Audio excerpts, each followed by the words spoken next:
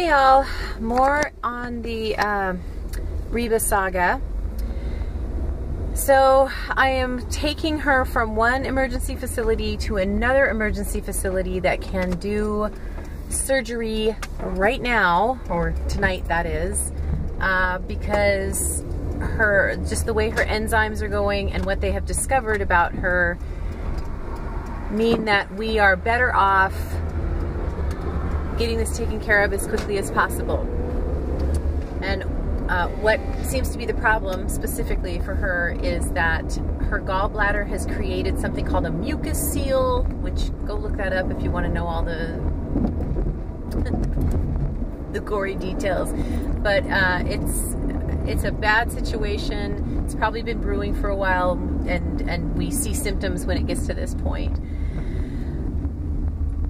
I won't lie, this is going to be expensive. And so that's what I really wanted to talk about today, is expenses and pets. And a lot of people think I'm crazy. Okay, that's fine. Okay, go ahead and think I'm crazy. When these animals come into my care, I will do anything I can do to make them comfortable. And it's really all about their comfort and their quality of life. And if there is a way that I can spend oodles of money and they can have a good quality of life, I'm willing to make it happen if I possibly can. You might not be that person.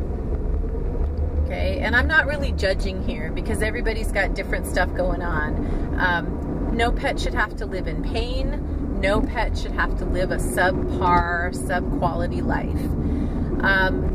But one thing I think people should think about before they get any pet is, what's my number? Because if the idea of spending, say, $8,000 on a cat or $6,000 on a dog is crazy to you, well then what's not crazy? Would you spend $600?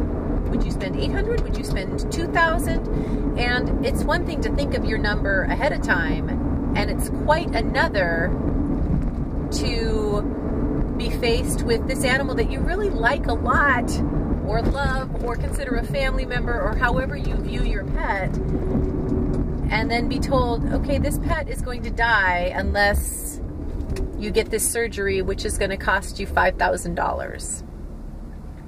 And what do you do? Nobody wants to be faced with that. So I think it's something that you should think about ahead of time, and also realize that when you're in the moment and it's really emotional, it's very hard to stick to a number. It's very hard to stick to a number. So what I do, this is just me, what I do is I have an emergency fund for my pets. I have an emergency fund for myself too, myself and my family, but I also have an emergency fund that's specifically for the pets. I do have access to a credit card, which I don't use very often, so I mean, I can go there if I need to. Depending on what's going on and how much money is being spent, I know I could ask one of my siblings, or my sibling, I have one sibling, but one of my family members is what I meant to say, if I could borrow some money. I'm not having to do that this time. This is an expensive one, but this one I actually have covered. I'm not happy that I'm spending the money on this, but I'm happier to spend the money on it than to let my dog die. And so it's about 9:30 on a Saturday night, and instead of doing my planned activities, I'm driving my sick dog from one emergency facility to another facility where they have a surgeon on staff right at this moment, so that she can be taken care of as quickly as possible, and hopefully that will help with the funds as well. It will be less expensive if we do this sooner, and I'm okay with that. And again, if you think I'm crazy for that, well, that's fine, you know. I just urge everyone to think about, what are you willing to do if you bring an animal into your life and it is dependent on you.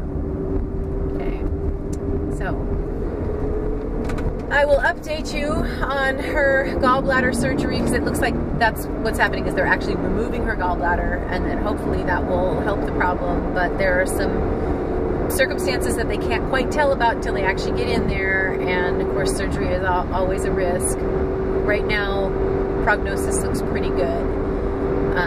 I'm really nervous.